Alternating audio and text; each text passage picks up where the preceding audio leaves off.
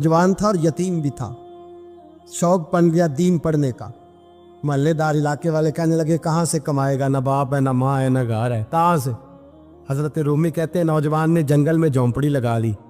वहाँ वो सुबह मदरसे जाता, शाम को जंगल में रहता, वहाँ अल्लाह अल्लाह करता, सबक याद करता। एक दिन बादशाह की बेटी रास्ता भूल गई, जंगल में आई सहेलियों के साथ, बॉडीगार्ड भी साथ थे पर रास्ता भूल गई। खोती खोती शाम हो गई, ऐसी खोई कि जब रात गहरी हो गई तो आके उस नौजवान के पास रुकी और चिल्लाने लगी। शेर के दहाड़ने की आवाज आती है, भेड़िए के बोलने की आवाज आती है। नौजवान अकेला, सहेलियां बिछड़ गई, गार्ड बिछड़ गए। कहने लगी मैं परेशान हूँ, मुझे जगह मिल जाएगी। नौजवान कहता मैंने शहजादी देखी और मुझे भी पता था कि घर एक ही है और आग को अंदर से दरवाजा भी बंद करना पड़ता है, जंगल जानवर भी आ जाते हैं। कहते मेरी छोटी सी कुटिया में, झोंपड़ी में वो आई, रो के कहने लगी सहारा कोई नहीं, अगर मैं पीछे निकलूंगी तो भेड़िए खा जाएगा। कहते मैंने उसे जगह दे दी। अकेली औरत, चिराग जल रहा है, सबक याद कर रहा हूँ।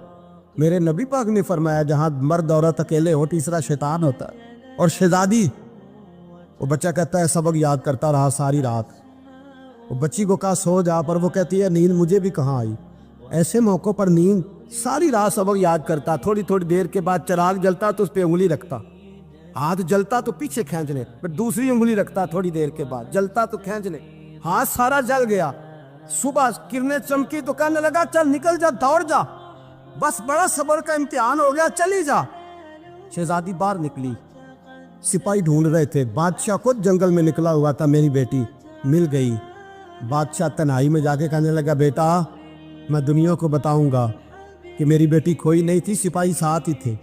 ये बड़ा मुश्किल होता है, बेटी तो भूल के भी रात कहीं रह पड़े तो लोग जीने नहीं देते, तो बेटा मुश्किल हो जाएगा मेरे लिए। कहाँ थी? उसने कहा नेक नौजवान के पास। उसने कहा बेटा मैं तो तेरी बात मानूंगा पर दुनिया नहीं मानेगी।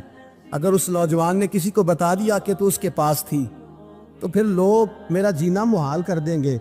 बेटा मैं मर जाऊंगा, मेरी मजबूरी ये है कि वो कहीं राज ना उगल दे वो नौजवान, उसे कत्ल करना पड़ेगा। औरत ने मिन्नतें की, उस बेटी ने कहा मेरे मौसम को मारोगे, रोई।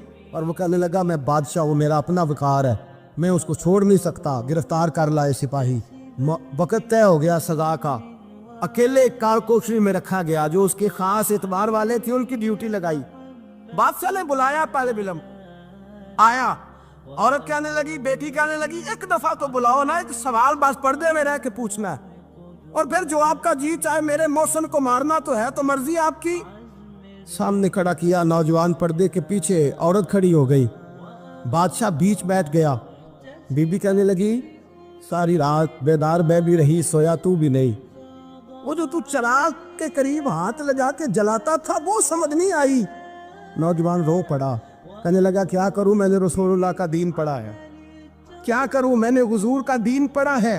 मैंने पढ़ा है कि जानी को सबसे नीचे दोज़ख के सबसे निचले दर्जे में जलाया जाए, उसे जहन्नमियों का पीप और रेशा पिलाया जाए, कंद खिलाया जाए। ये रवायतें पड़ी हुई थी। थोड़ी थोड़ी देर के बाद शैतान मुझे कहता था बदकारी कर ले। मैं अपना हाथ उसी वक्त जब शैतान मशवरा देता तो मैं आग पे करता। मैं कहता अगर ये बर्दाश्त हो गई तो वो भी हो जाए। जब हाथ जलता तो मैं समझ जाता नहीं तुझसे तो ये नहीं बर्दाश्त होती तो वो कैसे होगी।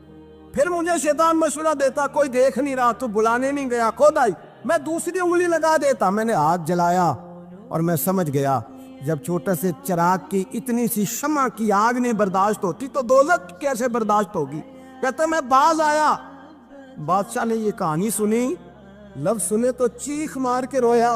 कहने लगा तालिब इल्म तू तो मेरे नबी का सच्चा गुलाम है और मेरे रसूल के जो सच्चे गुलाम होते हैं उन्हें फांसियां नहीं दी जाती, उन्हें तख्त पर बिठाया जाता है। अब तुझे सजा नहीं होगी बल्कि मैं अपनी बेटी का निकाह तेरे साथ करूंगा और मेरे बाद इस सल्तनत का बादशाह भी तू ही बनेगा। अब वो नौजवान वहां नारे लगा रहा है, कहता लोगों तुम मुझे कहते थे दीन से क्या मिलता है, दीन से तो अल्लाह तख्त व ताज भी अता फरमा देता है। अगर नौजवान शर्मो हया वाले बन के रहे अल्लाह सारी इज्जतें दे देगा। देखे ना अल्लाह के फजल से इज्जत मिलती है।